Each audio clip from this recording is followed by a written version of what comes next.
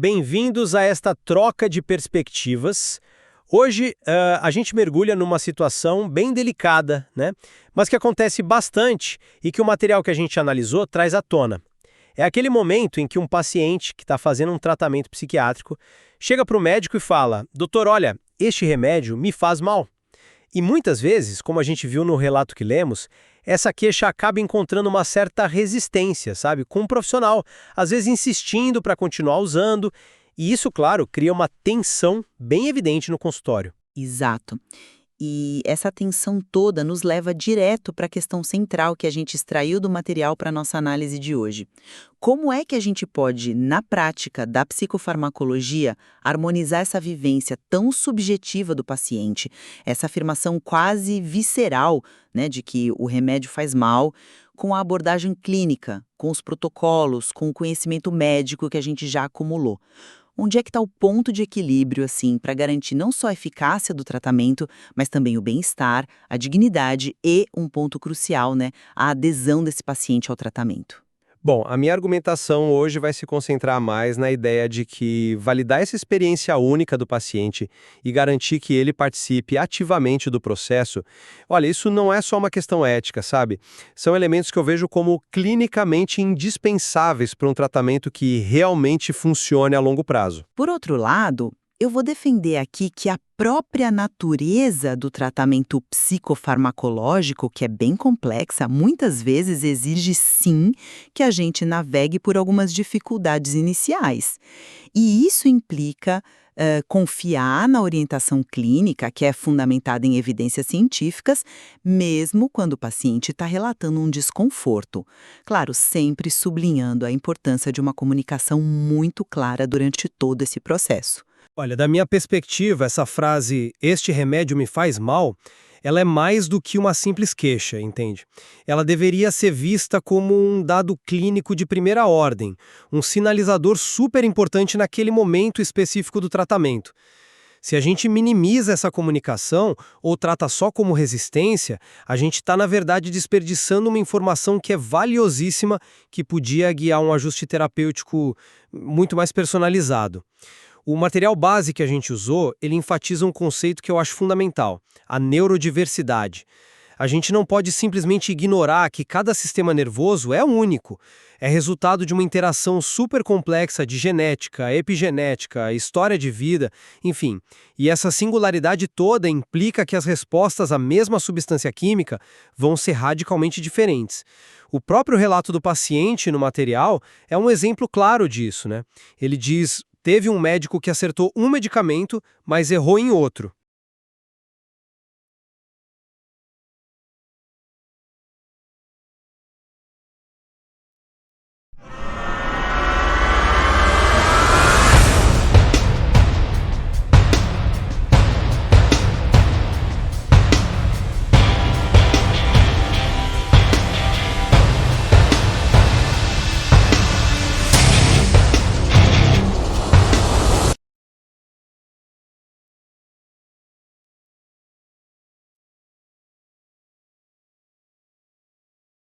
Isso não é questão de sorte, né?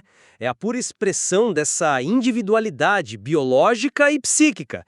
E se a gente olha pela lente da neuropsicanálise, como o material também sugere, essa insistência do médico, quando não tem uma escuta sensível junto, pode ser vivida pelo paciente como uma forma de violência simbólica. Quer dizer, uma imposição que desconsidera o saber do próprio corpo dele, a autonomia dele, e isso pode até reativar sentimentos bem profundos de impotência, de passividade. Por isso eu defendo o empoderamento do paciente, reconhecer ele como o maior especialista na sua própria experiência e, claro, implementar a tomada de decisão compartilhada. Essa colaboração não é um mero detalhe ético, não. É a base, o fundamento para construir uma aliança terapêutica sólida, que é essencial para a adesão e para o sucesso de qualquer tratamento em saúde mental. Eu compreendo perfeitamente a importância da escuta, da experiência do paciente, claro, mas eu abordo essa questão por um ângulo um pouquinho diferente. A prática médica eficaz, e isso é especialmente verdade na psiquiatria, ela precisa se ancorar muito firmemente na ciência farmacológica, nos protocolos clínicos que vêm de estudos robustos, né? Embora a escuta seja vital, essa percepção subjetiva imediata do paciente não pode ser o único guia, entende? O próprio material que a gente analisou reconhece que encontrar a medicação certa, a dose correta, é muitas vezes um processo de tentativa e erro. E esse processo, ele exige tempo. Tempo para o organismo se adaptar, tempo para os efeitos terapêuticos realmente se consolidarem e tempo, muitas vezes, para que aqueles efeitos colaterais iniciais, que são bem comuns, diminuam ou até desapareçam. E aqui, a perspectiva da terapia cognitivo-comportamental, a TCC, que também é mencionada no material, oferece uma ferramenta de análise importante. Ela nos alerta que essa percepção de que o remédio faz mal pode ser, sim, significativamente influenciada por crenças disfuncionais, aqueles padrões de pensamento distorcidos, sabe? Como generalizações do tipo nenhum médico me escuta ou catastrofização, se não funcionar de primeira, nada mais vai funcionar, ou aquele pensamento tudo ou nada, em um ponto crítico que muitas vezes é negligenciado e que o material também aborda, é a falha na psicoeducação. Ou seja, a falha em explicar direito para o paciente a lógica por trás do tratamento, essa natureza da tentativa e erro, a diferença entre efeitos colaterais que são esperados e temporários versus sinais de uma intolerância genuína e qual é o papel realista da medicação, que, convenhamos, raramente é uma cura sozinha, né? É mais uma ferramenta para estabilizar o quadro, para viabilizar outras abordagens, como a própria psicoterapia. Nesse contexto, a tal insistência médica, se for bem comunicada, bem justificada, pode sim representar uma tentativa válida de seguir um plano terapêutico que é baseado em evidências, ou de aguardar o período de adaptação que é necessário, ao invés de um abandono precipitado que poderia comprometer todo o tratamento. A chave, para mim, está na qualidade dessa comunicação. Eu reconheço sim a complexidade desse ajuste medicamentoso e a necessidade de tempo. A questão que se impõe para mim, no entanto, é como é que a gente distingue, na prática clínica do dia a dia, um efeito colateral que exige persistência e manejo daquele que está sinalizando uma intolerância real ou um prejuízo para aquele indivíduo específico. Para mim, a resposta começa invariavelmente na validação da experiência que o paciente está relatando. Uma simples frase tipo, olha, eu compreendo que isso que você está sentindo deve ser muito desagradável, isso não significa abandonar o plano terapêutico de cara. Pelo contrário, é o gesto que abre um canal de confiança mútua. A partir dessa validação, aí sim, a investigação conjunta pode continuar. Esse efeito é comum? É esperado que diminua? Quais são as alternativas se ele persistir? A realidade da neurodiversidade está sempre nos lembrando que uma reação adversa significativa pode ser um sinal biológico importante de que aquela molécula específica não está sendo compatível com aquele sistema nervoso particular. E ignorar esse sinal em nome de um protocolo genérico ou simplesmente pedir para esperar mais um pouco sem um diálogo genuíno, bom, isso arrisca minar a confiança do paciente, levando justamente aquilo que nós dois queremos evitar, a não adesão ao tratamento, que no fim das contas representa um fracasso terapêutico ainda maior. Sim, concordo totalmente que a validação é crucial para a relação terapêutica. Mas a pergunta clínica continua, né? Como fazer essa diferenciação de um jeito que seja seguro e eficaz? E é exatamente aí que a psicoeducação que eu mencionei antes se torna, para mim, absolutamente crítica. Veja bem, se o paciente não foi adequadamente informado, por exemplo, que nas primeiras semanas de uso de um certo antidepressivo é comum sentir náusea ou sonolência, é natural que ele interprete esses sintomas como a prova definitiva de que o remédio me faz mal. No entanto, se ele compreende que esses são efeitos colaterais potencialmente passageiros que fazem parte de um processo adaptativo esperado, a percepção dele e a capacidade de tolerar o desconforto podem mudar. E muito. A lente da TCC também nos ajuda a pensar, será que a intensidade do relato, é insuportável, pode estar sendo amplificada por crenças pré-existentes de desesperança, nada nunca funciona para mim, ou por uma sensibilidade maior à percepção de sintomas físicos? O desafio para o clínico é complexo, não há dúvida. Ouvir atentamente e validar a experiência, sim, com certeza, mas ao mesmo tempo usar seu conhecimento farmacológico e clínico para avaliar se o relato descreve a. Um efeito adverso grave que exige interrupção imediata, b. Um efeito colateral adaptativo que pode ser manejado com medidas para aliviar os sintomas e paciência, ou c. Uma percepção influenciada por fatores cognitivos ou emocionais que precisam ser abordados, talvez na própria psicoterapia. A confiança na relação é fundamental, claro, mas ela não pode substituir o julgamento clínico criterioso sobre esse balanço entre tolerabilidade e necessidade terapêutica, especialmente em quadros psiquiátricos mais graves, onde a medicação é, de fato, essencial. E essa necessidade de julgamento clínico e, principalmente, de comunicação, nos leva direto a um outro ponto crucial que o material levanta: a frustração do paciente que relata ter que ficar procurando outros médicos e ir tentando vários profissionais. Isso não sugere só um desencontro individual, né? Talvez indique uma falha mais sistêmica em comunicar a própria natureza da psiquiatria farmacológica de hoje. Não é definitivamente uma ciência exata como a matemática, onde uma fórmula leva a um resultado previsível. É uma prática clínica que envolve inerentemente um processo de ajuste individualizado. Explicar isso de forma transparente desde o começo do tratamento, que pode ser necessário testar doses diferentes, trocar de medicamento, esperar semanas para avaliar a resposta, ter paciência com efeitos iniciais, isso é fundamental para gerenciar as expectativas do paciente. Isso pode reduzir aquela sensação de erro médico ou de falta de sorte quando o primeiro, o segundo ou terceiro medicamento não funciona como se esperava. Ou causa desconforto. A adesão a um plano terapêutico, mesmo que ele inclua algum desconforto inicial que seja tolerável, às vezes é indispensável para que se possa avaliar corretamente a eficácia de uma intervenção farmacológica. A comunicação clara sobre o porquê dessa necessidade, sobre o racional por trás da estratégia que está sendo adotada, é o que pode manter o paciente engajado e colaborativo, mesmo durante as fases mais desafiadoras do tratamento. Concordo plenamente que a comunicação sobre a natureza do processo é vital, totalmente. Mas eu insisto que a forma como essa comunicação acontece é que é determinante. O material sugere a importância de explicar a arte por trás da ciência, e isso é crucial. Não basta só informar o paciente sobre a possibilidade de tentativa e erro, é preciso engajar ele ativamente nessa jornada. É aqui que entra em jogo, de forma central, a tomada de decisão compartilhada.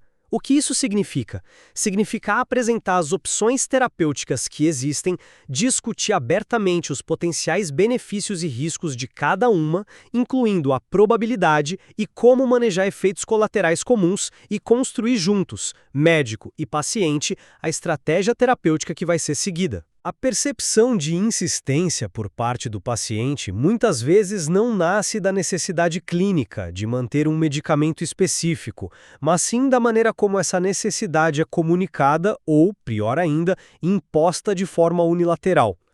Quando o processo é transparente, quando as decisões são discutidas e compartilhadas, essa tentativa e erro deixa de ser vista como uma série de falhas frustrantes e passa a ser compreendida como parte de um projeto terapêutico que foi construído a dois.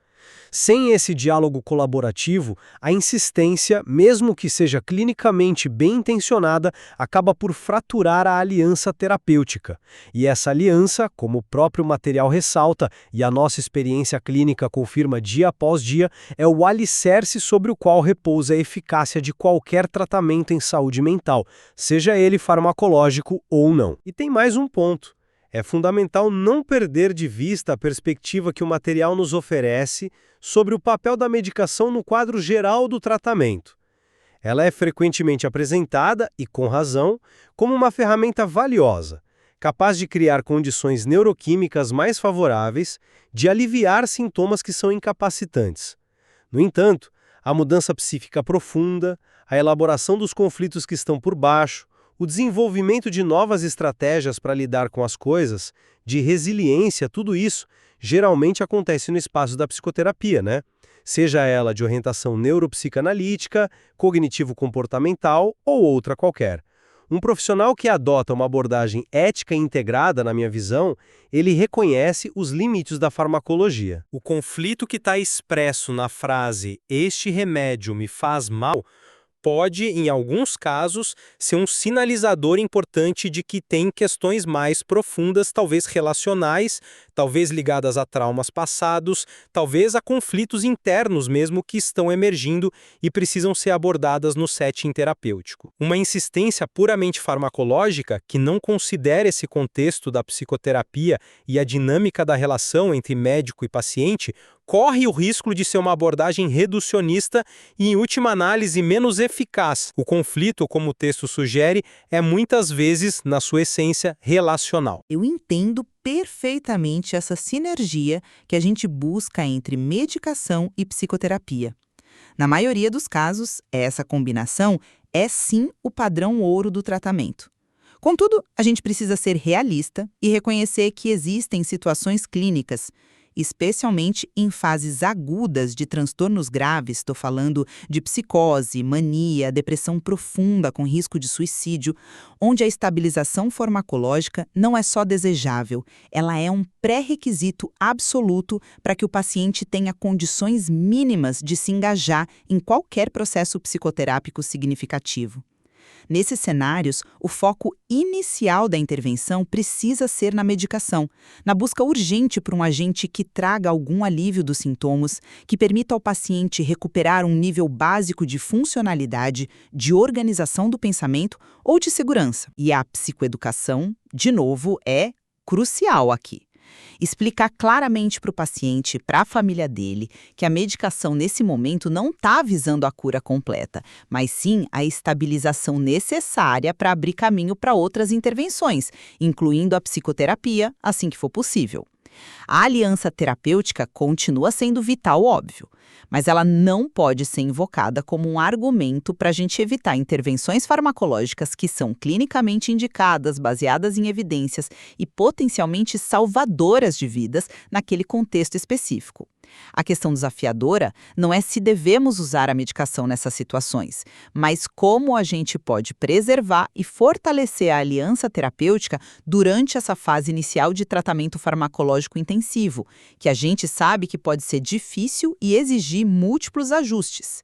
E isso nos leva, inevitavelmente, àquele equilíbrio delicado entre o direito à autonomia do paciente e a responsabilidade profissional do médico. Sim, o paciente tem todo o direito de ser informado, de ter suas preferências consideradas, de participar ativamente das decisões sobre seu tratamento. Isso é inquestionável.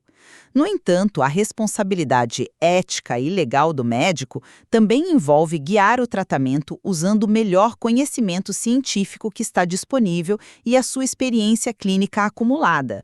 Isso pode sim incluir a recomendação fundamentada de manter um determinado medicamento por um período específico, mesmo diante de um relato inicial de desconforto, desde que se explique claramente o racional por trás dessa recomendação, seja o tempo necessário para o início do efeito terapêutico, seja a expectativa de que os efeitos colaterais diminuam com o tempo, seja a ausência de alternativas mais seguras ou eficazes naquele momento. O tratamento com a maior probabilidade de sucesso. Atitudes médicas paternalistas do tipo "eu sei o que é melhor para você" são, claro, problemáticas e devem ser evitadas. Mas o extremo oposto, seguir cegamente o relato imediato do paciente, sem nenhum contraponto clínico ou tentativa de manejo e psicoeducação, também pode ser prejudicial, levando a trocas frequentes e ineficazes de medicação, o que acaba prolongando o sofrimento e minando a esperança do paciente. Eu compreendo a sua argumentação sobre a responsabilidade médica, mas eu gostaria de propor uma visão um pouco diferente. A verdadeira responsabilidade médica, a meu ver, ela não se contrapõe à autonomia do paciente. Ela a incorpora como um elemento essencial. Uma prática responsável exige não apenas conhecimento científico, mas também, e talvez principalmente, humildade clínica. A capacidade de reconhecer que protocolos são guias gerais, claro, mas que a aplicação eficaz sempre requer individualização. E a principal ferramenta para essa individualização é a escuta ativa e genuína da experiência do paciente. A abordagem mais ética e, eu diria, mais eficaz, como o próprio material sugere, é intrinsecamente colaborativa. É aquela onde o paciente é tratado como um membro ativo e informado da equipe terapêutica. A adesão real ao tratamento, sabe, aquela que se sustenta a longo prazo e permite resultados consistentes, ela não pode ser imposta. Ela floresce a partir da confiança. E essa confiança só pode ser construída sobre o alicerce do respeito incondicional pela experiência subjetiva e pela autonomia de decisão do paciente. Uma insistência que não vem acompanhada de escuta, uma comunicação que é percebida como unilateral ou impositiva, isso inevitavelmente mina essa base de confiança. Portanto, a aliança terapêutica não é um elemento que pode ser sacrificado em nome da adesão estrita a um protocolo. Ela é o próprio veículo que deve guiar a aplicação inteligente e flexível desse protocolo. A responsabilidade médica, para mim, reside em encontrar a melhor solução terapêutica com o paciente e não apesar dele. Bom, para sintetizar então a minha posição, eu reafirmo que colocar a experiência subjetiva do paciente no centro do processo de decisão clínica, cultivar um diálogo que seja aberto, transparente e buscar ativamente a tomada de decisão compartilhada, isso não é só um imperativo ético. São, na verdade, estratégias clínicas robustas que fortalecem a indispensável aliança terapêutica, que honram a singularidade neurobiológica e psíquica de cada pessoa e que, no fim das contas, aumentam significativamente as chances da gente alcançar resultados terapêuticos positivos e duradouros. Nesse modelo, a medicação encontra o seu lugar como uma ferramenta integrada a um cuidado mais amplo que valoriza igualmente a escuta, a relação e, frequentemente, o processo psicoterápico. Por outro lado, eu reitero que, embora a colaboração e a escuta atenta sejam sem dúvida fundamentais, a gestão eficaz e responsável do tratamento psicofarmacológico não pode prescindir da aplicação criteriosa do conhecimento científico que a gente acumulou e da experiência clínica. Isso exige uma psicoeducação clara e contínua para alinhar expectativas do paciente com a realidade que muitas vezes é complexa do ajuste medicamentoso. E exige também a capacidade do profissional de guiar o paciente através desse processo, que pode sim envolver períodos de desconforto inicial, mas sempre com comunicação transparente sobre os motivos, os objetivos e os próximos passos, visando otimizar as chances de recuperação e bem-estar a longo prazo. Fica bem evidente, né, que essa tensão entre a vivência do paciente e a prática clínica prescritiva é algo inerente ao campo da saúde mental, especialmente na psicofarmacologia. É uma dinâmica complexa, não tem solução simples ou universal para isso. O equilíbrio é, sem dúvida, muito delicado e requer um aprimoramento constante das habilidades de comunicação e da sensibilidade de ambas as partes envolvidas. Sem dúvida alguma, a comunicação eficaz, aquela baseada no respeito mútuo e na disposição genuína para o diálogo aberto, honesto, emerge como o elemento mais crucial para a gente conseguir navegar essa complexidade toda. Independentemente da perspectiva teórica ou clínica que a gente adote inicialmente, sem essa base relacional sólida, o tratamento dificilmente vai prosperar. E o material que serviu de base para a nossa conversa hoje, ao trazer essas lentes da neuropsicanálise e da terapia cognitivo-comportamental para essa questão, certamente nos convida a aprofundar a reflexão sobre essas dinâmicas. A interação entre a experiência subjetiva, o saber do corpo, como diz o texto, os filtros cognitivos, as expectativas, a história pessoal de cada um e a relação terapêutica é algo muito multifacetado. A busca contínua por uma verdadeira aliança terapêutica, onde conhecimento científico do profissional e a experiência vivida do paciente possam dialogar de forma construtiva, respeitosa, permanece sendo o grande desafio e, ao mesmo tempo, o caminho mais promissor que a gente tem para trilhar.